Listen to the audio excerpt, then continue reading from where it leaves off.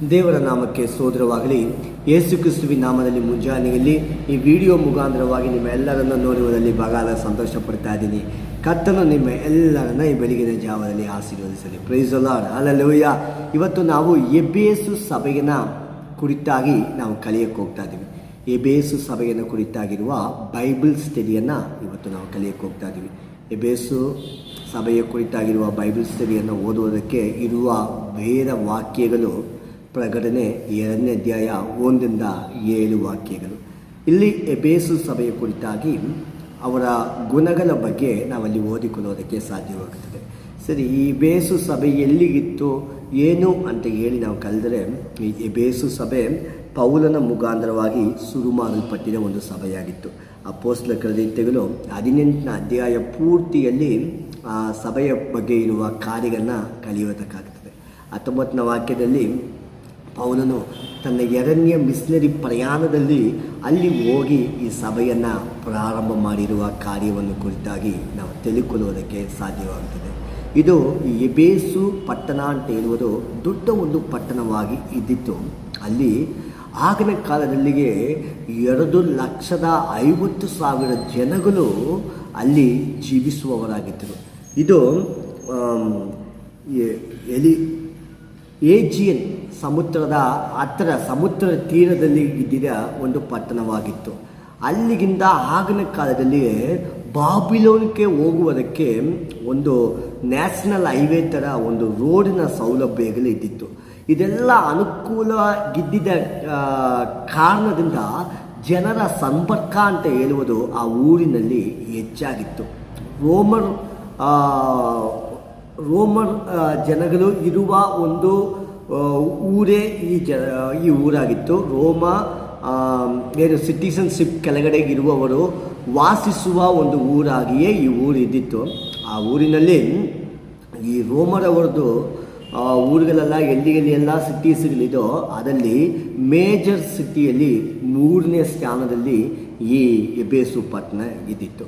ಈಗಿನ ಕಾಲಗಳಲ್ಲಿ ನಮ್ಮ ಕರ್ನಾಟಕದಲ್ಲಿ 3ನೇ ಸ್ಥಾನ ಇರುವುದು ನಮ್ಮ ಮೈಸೂರಿಗೇನೆ.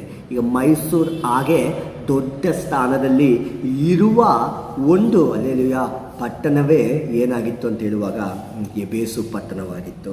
ಈ ಇದರಲ್ಲಿ ದೀನಾಲ್ ಅಂತ ಹೇಳುವ ಒಂದು ಹೆಂಗಸನ್ನು ಆರಾಧನೆ ಮಾಡುವ ದೇವರ ಆಲಯ ಇದ್ದಿತ್ತು. ಆಗಿನ ಕಾಲದಲ್ಲಿ ಅದಕ್ಕೆ ಲೋಕದ ಅತಿಶಯಗಳಲ್ಲಿ ಇದುವೂ ಒಂದಾಗಿದ್ದಿತ್ತು. ಅಷ್ಟು ಪ್ರಾಮುಖ್ಯವನ್ನು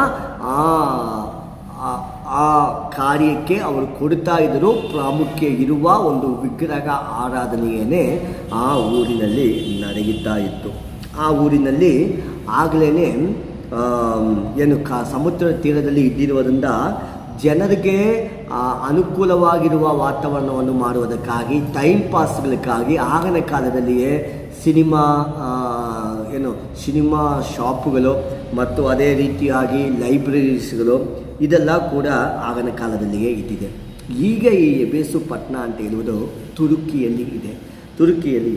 ಸರಿ, ಪೌಲನು ತನ್ನ ಸೇವೆಗಳನ್ನು ಪ್ರಾರಂಭ ದಿನಮಾನಗಳಲ್ಲಿ ಅವರು ಶುರು ಮಾಡುವಾಗ ಒಂದು ಚಿಕ್ಕ ಸ್ಕೂಲನ್ನು ಬಾಡಿಗೆಗೆ ತಗೊಂಡು ಆ ರೂಮಲ್ಲಿ ಅವರು ತನ್ನ ಸೇವೆಗಳನ್ನು ಮೊದಲನಾಗಿ ಪ್ರಾರಂಭಿಸಿದರು. ಅದನ್ನು ಪ್ರತಿಫಲವಾಗಿ ಮಂತ್ರವಾದಿಗಳೆಲ್ಲರೂ ರಕ್ಷಣೆ ಮಾರ್ಗಕ್ಕೆ ಬರ್ತಾರೆ. ಅವರು ಮಂತ್ರ ಪುಸ್ತಕಗಳೆಲ್ಲ ತೆಗೆದು ಬೆಂಕಿಯಲ್ಲಿ ಹಾಕಿ ಅವರು ಸುಟ್ಟಾಕ್ತಾರೆ ಅಂತ ಹೇಳಿ ಎಲ್ಲ ನಾವು ಅಲ್ಲಿ ಓದಿಕೊಳ್ಳೋದಕ್ಕೆ ಸಾಧ್ಯವಾಗುತ್ತದೆ. ಒಂದು ಉತ್ತಮವಾಗಿರುವ ಒಂದು ಸೇವೆಯೇ ಪೌಲನ ಮುಖಾಂತರವಾಗಿ ಈ ಎಬೇಸು ಪಟ್ಟಣದಲ್ಲಿ ನಡೆದಿರುವುದು. ಹಾಗೆ ಪೌಲನು ತನ್ನ 2ನೇ ಮಿಷನರಿ ಪ್ರಯಾಣದಲ್ಲಿ ಮೊದಲನೇದಾಗಿ ಅಲ್ಲಿ ಬರುವಾಗ ಆ ಸಭೆಯ ಜವಾಬ್ದಾರಿಯನ್ನು ಆಸ್ಕಿಲ ಅಂತ ಹೇಳುವವರ ಕೈಯಲ್ಲಿ ಕೊಟ್ಟು ಅವರು ಆ ಸಭೆಯನ್ನು ನಡೆಸಿಕೊಳ್ಳುವುದಕ್ಕಾಗಿ ಆ ಸಭೆಯನ್ನು ಎಲ್ಲ ಕಾರ್ಯಗಳನ್ನು ನೋಡಿಕೊಳ್ಳುವ ಜವಾಬ್ದಾರಿಯನ್ನು ಅವರ ಕೈಯಲ್ಲಿ ಕೊಟ್ಟಿದ್ದರು. ಅದನ್ನು ಮೇಲೆ ಅಲ್ಲಿ ಸೇವೆಯನ್ನು ನಡೆಸುವುದಕ್ಕಾಗಿ ಕೆಲವೇ ದಿನಗಳಾದ ಮೇಲೆ ಅಲ್ಲಿ ಅಪೋಲ ಅಂತ ಹೇಳಿದ ಕರ್ತನ ಸೇವೆಗಳನ್ನು ಅಲ್ಲಿ ಕಲಿಸಿಕೊಟ್ಟು ಆ ಜನರ ಮಧ್ಯದಲ್ಲಿ ಕರ್ತನ ಸೇವೆಗಳನ್ನು ಮಾಡುವ ರೀತಿಯಲ್ಲಿ ಮಾಡಿದರು. ಪೌಲನು ಎಲ್ಲ ಕಡೆ ಹೋಗಿ ತನ್ನ ಸೇವೆಗಳೆಲ್ಲ ಮಾಡಿದ ಅನಂತರವಾಗಿ 3ನೇ ಮಿಷನರಿ ಪ್ರಯಾಣದಲ್ಲಿ ಪೌಲನು ಎಬೇಸು ಪಟ್ಟಣಕ್ಕೆ ಹೋಗಿ 3 ವರ್ಷ ಕಾಲ ಅಲ್ಲಿಯೇ ಇದ್ದು ಅವರ ಮಧ್ಯದಲ್ಲಿ ಸೇವೆಗಳನ್ನು ಮಾಡುತ್ತಾರೆ. ಆಗಿನ ಕಾಲದಲ್ಲಿಯೇ ಅವರು ಪುಸ್ತಕಗಳನ್ನು ಬರೆದಿದ್ದರು. 1 ಯೋವನ, 2 ಯೋವನ, 3 ಯೋವನ, ಈ ಪುಸ್ತಕಗಳೆಲ್ಲ ಅವರು ಅಲ್ಲಿ ಕೂತುಕೊಂಡೇ ಅವರು ಬರೆಯುವವರಾಗಿದ್ದರು. ಎಬೇಸು ಪಟ್ಟಣದಲ್ಲಿ ಇದ್ದು ಪುಸ್ತಕಗಳನ್ನು ಬರೆದು 3 ವರ್ಷ ಕಾಲ ಉತ್ತಮವಾದ ಸೇವೆಯನ್ನು ಅಲ್ಲಿ ಮಾಡಿದರು. ಅವರು ಉತ್ತಮವಾದ ಸೇವೆಗಳನ್ನು ಮಾಡಿದ ಅನಂತರವಾಗಿ ಪೌಲನು ಅಲ್ಲಿಂದ ಮಕ್ಕದೋನಿಯಾ ಅಂತ ಹೇಳುವ ಊರಿಗೆ ಹೋಗಿದ್ದರು. ಯಾಕಂದರೆ ಅಲ್ಲಿ ಒಂದು ದೊಡ್ಡ ಸಮಸ್ಯೆ ಬಂದಿತ್ತು. ಯಾಕಂದರೆ ಈ ಎಬೇಸು ಪಟ್ಟಣದಲ್ಲಿ ಸೆಲೆಯನ್ನು ಮಾಡಿ ಅದನ್ನು ಮಾಡುವ ಕೆಲಸವನ್ನು ಪ್ರಾಮುಖ್ಯವಾಗಿರುವ ಕೆಲಸಗಳಾಗಿ ಇಟ್ಟುಕೊಂಡಿದ್ದರು. ಅದರಿಂದ ಈ ಪೌಲನು ಕರ್ತನ ಕುರಿತಾಗಿ ಹೇಳುವಾಗ ಜನರೆಲ್ಲ ಕೇಳಿ ರಕ್ಷಣೆ ಹೊಂದಿದ ಮೇಲೆ, ಜನ ಎಲ್ಲ ಇದಕ್ಕೆ ಬಂದಿದ ಮೇಲೆ ಆ ರೀತಿಯಲ್ಲಿರುವ ವಿಗ್ರಹ ಆರಾಧನೆಗೆ ಹೋಗುವ ಜನರು ಕಡಿಮೆಯಾಗಿರುವುದರಿಂದ ಅವರೆಲ್ಲರೂ ವಿರೋಧ ಮಾಡ್ತಾರೆ. ಪೌಲನು ಆ ಜಾಗವನ್ನು ಬಿಟ್ಟು ಮಕ್ಕದೋನಿಯಾ ಅಂತ ಹೇಳುವ ಊರಿಗೆ ಅವರು ಹೋಗುತ್ತಾರೆ.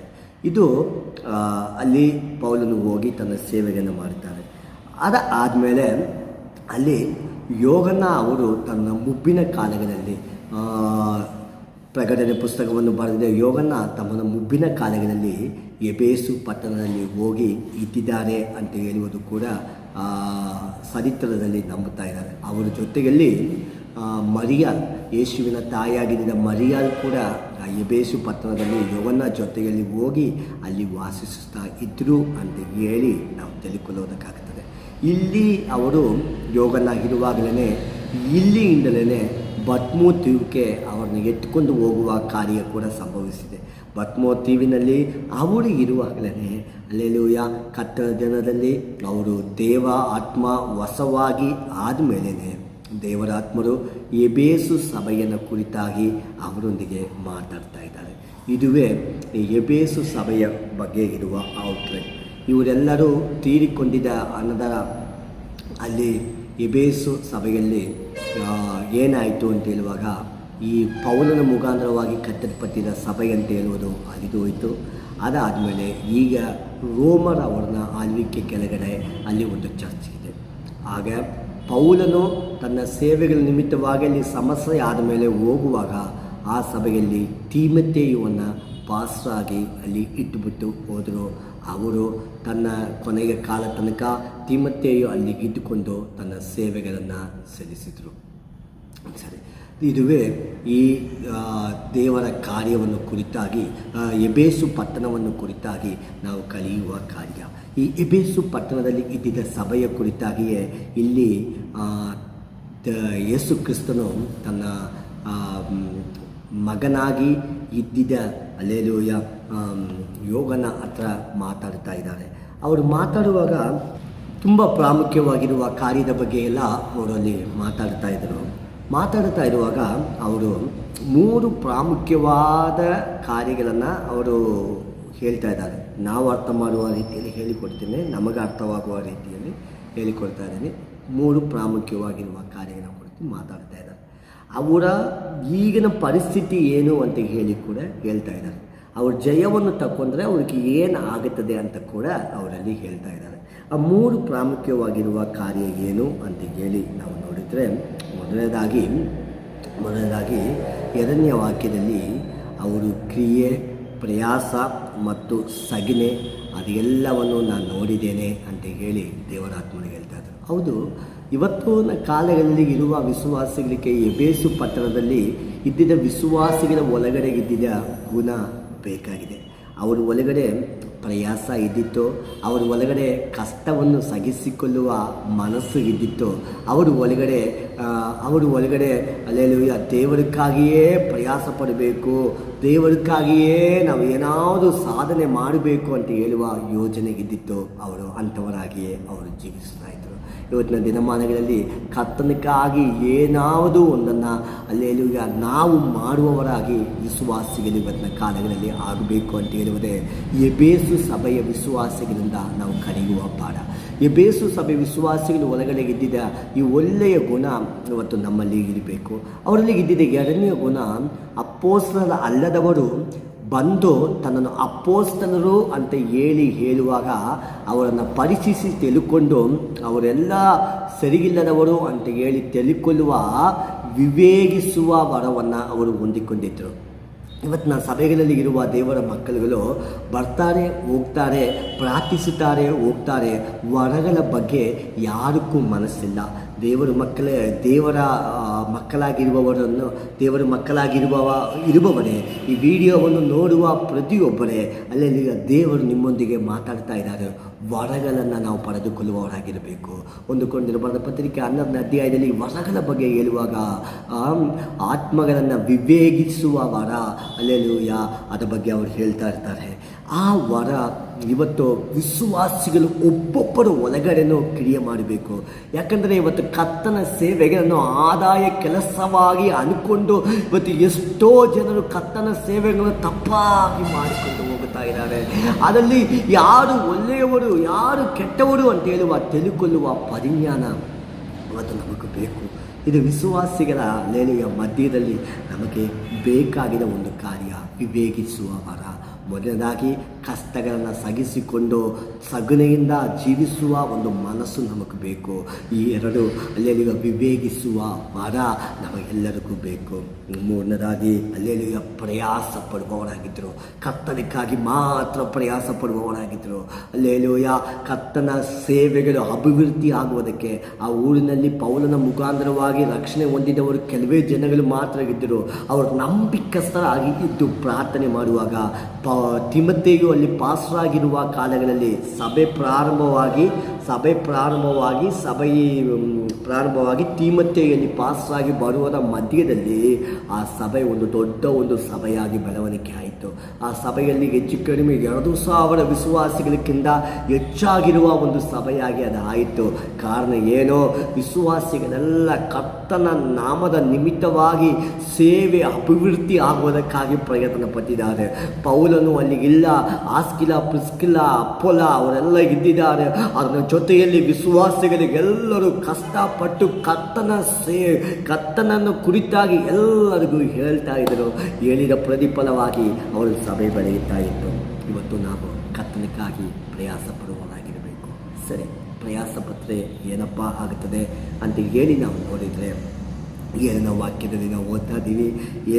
ಏನ ವಾಕ್ಯದಲ್ಲಿ ಜಯ ಕೊಲ್ಲುವವರು ದೇವರ ಒಂದಿಗೆ ಪರದೇಶಿನಲ್ಲಿ ಇರುವ ಜೀವವಿರಿಸದ ಹಣ್ಣನ್ನು ತಿನ್ನುವುದಕ್ಕೆ ನಾನು ಅವ್ರಿಗೆ ಅವಕಾಶವನ್ನು ಕೊಡ್ತಿದ್ದೆ. ಏನಕ್ಕಾಗಿ ಹಣ್ಣನ್ನು ದೇವರು ಕೊಡ್ತಾರೆ ಅಂದರೆ ನಿತ್ಯವಾಗಿ ಸಾವೇ ಇಲ್ಲದೆ ಕರ್ತನೊಂದಿಗೆ ಬಾಳುವ ಆ ಅಧಿಕಾರವನ್ನು ದೇವರು ನಮಗೆ ನೀಡಿದ್ದಾರೆ. ಎಷ್ಟೊಂದು ಭಾಗ್ಯ ಅಲ್ವಾ. ನಾವು ಈ ಕರ್ತನ ನಿಮಿತ್ತವಾಗಿ ಎಲ್ಲವನ್ನು ಸಹಿಸಿಕೊಂಡು ವರಗಳನ್ನು ಪಡೆದುಕೊಂಡು ಕರ್ತನಿಗಾಗಿ ಪ್ರಯಾಸ ಪಟ್ಟರೆ ನಾವು ಎಂದೆಂದಿಗೂ ಕರ್ತನೊಂದಿಗೆ ಜೀವಿಸಿ ಸಾಯದೇ ಇರುವ ಅಲ್ಲೇಲುಯ ಕೃಪೆಯನ್ನು ನಾವು ಪಡೆದುಕೊಳ್ಳುವುದಕ್ಕೆ ದೇವರು ನಮಗೂ ಸಹಾಯ ಮಾಡಿದ್ದಾರೆ. ಪ್ರಿಯರೇ, ಕರ್ತನ ಕೈಗಳಲ್ಲಿ ನಾವು ಒಪ್ಪಿಸಿಕೊಳ್ಳೋಣ. ಈ ಸಭೆಯಲ್ಲಿ ಇಷ್ಟು ಒಳ್ಳೆಯ ಕಾರ್ಯಗಳಿದ್ದರೂ ಇವರಲ್ಲಿ ಒಂದೇ ಒಂದು ಸಣ್ಣ ಒಂದು ಕಾರ್ಯ ತಪ್ಪಾಗಿತ್ತು. ಅದೇನು ಗೊತ್ತಾ, ಅವರು ಮೊದಲನೆಯ ಪ್ರೀತಿಯನ್ನು ಕಳೆದುಕೊಂಡರು. ಯೆರೆಮೀಯ ಬರೆದ ಪತ್ರಿಕೆಯಲ್ಲಿ ನಾವು ಓದಿದರೆ, ಯೆರೆಮೀಯ ಬರೆದ ಪ್ರವಾದನೆ ಪುಸ್ತಕದಲ್ಲಿ ಓದಿದರೆ, ಇಸ್ರಾಯೇಲ್ ಜನರ ಕುರಿತಾಗಿ ಅಲ್ಲಿ ಮಾತಾಡುವಾಗಲೂ ನೀನು ಪ್ರಾರಂಭ ದಿನದಲ್ಲಿ ಇದ್ದಿದ್ದ ಪ್ರೀತಿಯನ್ನು ನೀನು ಬಿಟ್ಬಿಟ್ಟಿದೆ ಅಂತ ಹೇಳಿ ಅವರ ಹತ್ರ ದೇವರು ಮಾತಾಡ್ತಾರೆ. ಅದೇ ಪರಿಸ್ಥಿತಿ ಇವರ ಜೀವನಗಳಲ್ಲಿ ಇಲ್ಲಿ ಬಂದಿತ್ತು. ಪ್ರಾರಂಭದಲ್ಲಿ ಇದ್ದಿದ್ದ ಭಕ್ತಿಯನ್ನು ಬಿಟ್ಬಿಟ್ರು. ಈ ವಿಡಿಯೋವನ್ನು ನೋಡುವ ನೀವು ಯಾರಾಗಿದ್ದರೂ ಸರಿಯೇ, ಪ್ರಾರಂಭ ದಿನಮಾನಗಳಲ್ಲಿ ಕರ್ತನ ಮೇಲೆ ನೀವು ಎಷ್ಟೊಂದು ನಂಬಿಕೆ ಉಳ್ಳವರಾಗಿದ್ದೀರೋ ಅದೇ ನಂಬಿಕೆ ಇವತ್ತಿನ ದಿನಮಾನಗಳಲ್ಲಿ ನಿಮ್ಮ ಜೀವನದಲ್ಲಿ ನಿಮ್ಮನ್ನು ಪರಿಚಯಿಸಿಕೊಳ್ಳ್ರಿ, ನಿಮ್ಮನ್ನು ಆಲೋಚಿಸಿಕೊಳ್ಳ್ರಿ, ನೀವು ಕರ್ತನ ಹತ್ರ ಕೇಳ್ರಿ. ಅಲ್ಲೂಯ ದೇವರೇ, ನಾನು ನಿಮ್ಮ ಪ್ರೀತಿಯಲ್ಲಿ ಬೆಳಗಬೇಕು, ಪ್ರೀತಿಯ ಅಂತರ ಆಳಗಳನ್ನು ಪ್ರತಿದಿನವೂ ತಿಳ್ಕೊಂಡು ನಿಮಗೋಸ್ಕರ ನಾನು ಬಾಳ್ಬೇಕಪ್ಪ, ಆ ಕೃಪೆಯನ್ನು ನನಗೆ ನೀಡಪ್ಪ ಅಂತ ಹೇಳಿಕೊಂಡು ನಾವು ಕೇಳುವಾಗ ನಾವು ಕೊರತೆಯಿಲ್ಲದವರಾಗಿ ದೇವರೊಂದಿಗೆ ಎಂದೆಂದೂ ಜೀವಿಸಿ ಕರ್ತನ ಭಾಗ್ಯವನ್ನು ಪಡೆದುಕೊಳ್ಳುವ ಜನರಾಗಿ ನಾವು ಆಗುವುದಕ್ಕೆ ಕರ್ತನನ್ನು ಸಹಾಯ ಮಾಡೋಣ. ಕರ್ತನ ಕೈಗಳಲ್ಲಿ ಒಪ್ಪಿಸಿಕೊಳ್ಳೋಣ. ಕರ್ತನ ಎಲ್ಲರನ್ನು ಆಶೀರ್ವದಿಸಿ ಪ್ರಾರ್ಥನೆ ಮಾಡಿಕೊಳ್ಳೋಣ. ತಂದೆಯಾದ ದೇವರೇ, ಗೊತ್ತಿದ್ದ ಒಳ್ಳೆಯ ಸಮಯಕ್ಕಾಗಿ ಸ್ತೋತ್ರ. ಈ ಎಫೆಸು ಸಭೆಯನ್ನು ಕುರಿತಾಗಿರುವ ಬೈಬಲ್ ಸ್ಟಡಿಯನ್ನು ಅಲ್ಲಿ ನೋಡಿದ ಪ್ರತಿಯೊಬ್ಬರನ್ನು ಆಶೀರ್ವದಿಸುತ್ತೇವೆ. ಇವರು ಇನ್ನೂ ಚೆನ್ನಾಗಿ ದೇವರ ವಾಕ್ಯಗಳನ್ನು ತಿಳಿದುಕೊಂಡು ವಿವೇಕಿಸುವ ವರವನ್ನು ಪಡೆದುಕೊಂಡು ಕರ್ತನಕ್ಕಾಗಿ ಲೇಲಿಗ ಜೀವಿಸುವ ಕೃಪೆಯನ್ನು ಎಲ್ಲರಿಗೂ ನೀಡಿ ಆಶೀರ್ವದಿಸು. ನಮ್ಮ ನಾಮವನ್ನು ಮಹಿಮೆಪಡಿಸು. ಪ್ರಾರ್ಥನೆ ಕೇಳಿದ ಕೃಪೆಗಾಗಿ ಸ್ತೋತ್ರ. ಯೇಸುವಿನ ನಾಮದಲ್ಲಿ ಪ್ರಾರ್ಥಿಸಿ ಬೇಡಿಕೊಳ್ಳುತ್ತೇವೆ ನಮ್ಮ ತಂದೆಗೆ. ಆಮೇಲೆ ನಮ್ಮ ಈ ವಿಡಿಯೋವನ್ನು ನೋಡಿದ ನೀವೆಲ್ಲರೂ ಎಲ್ಲರಿಗೂ ಇದನ್ನು ಶೇರ್ ಮಾಡಿ ನಮ್ಮ ಚಾನಲನ್ನು ಸಬ್ಸ್ಕ್ರೈಬ್ ಮಾಡುವುದಕ್ಕೆ ಎಲ್ಲರಿಗೂ ನೀವು ಹೇಳಿರಿ. ಯಾಕಂದರೆ ನಮ್ಮ ಈ ದೇವರ ವಾಕ್ಯವನ್ನು ಎಲ್ಲರೂ ಕೇಳಲಿ, ಅವರು ಅದರ ಮುಖಾಂತರವಾಗಿ ಆಶೀರ್ವಾದಗಳನ್ನು ಹೊಂದಿಕೊಳ್ಳಲಿ. ಅದು ನಾವು ಇನ್ನೂ ಹೆಚ್ಚಾಗಿ ವಿಡಿಯೋವನ್ನು ಹಾಕುವುದಕ್ಕೆ ನಮಗೊಂದು ಹೆಲ್ಪ್ಫುಲ್ ಆಗಿರುತ್ತದೆ. ಅದನ್ನು ನೀವು ಎಲ್ಲರಿಗೂ ಶೇರ್ ಮಾಡಿ ಸಬ್ಸ್ಕ್ರೈಬ್ ಮಾಡಿಸಿ.